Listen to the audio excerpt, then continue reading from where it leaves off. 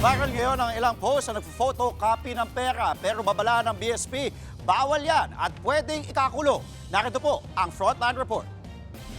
It's not an original. Would not reflect what accurately was printed out or appeared on the screen. Photocopy now is considered as an original. Naging usap-usapan ang bahaging ito ng impeachment trial ni Vice President Sara Duterte sa usapin ng kopya ng mga ebidensya. Naging laman tuloy ng debate online kung ituturing na rin bang original ang mga dokumentong photocopies.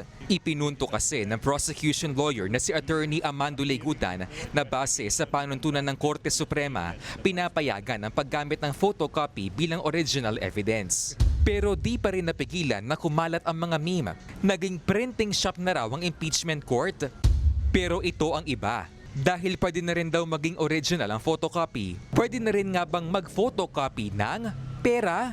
Kumalat ang mga ganitong larawan online na nagpapa-photocopy ng peso bills. Paldo-paldo tuloy ang netizens. Easy money ika nga.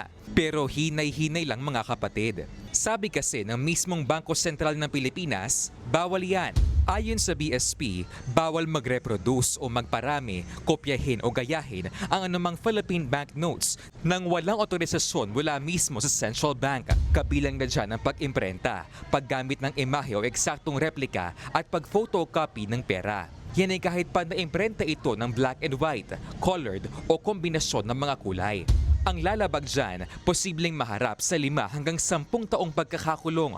Paglilinaw ng BSP, pwede naman nilang payagan ang reproduction ng ating pera. Pero dapat para lang yan sa mga hangaring may kinalaman sa edukasyon, kasaysayan o pangongolekta na makakatulong sa integridad ng Philippine Peso.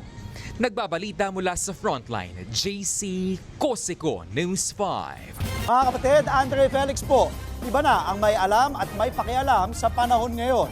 Para po sa tuloy-tuloy na balitaan sa Frontline kahit weekend, mag-follow at mag-subscribe na sa social media pages ng News 5.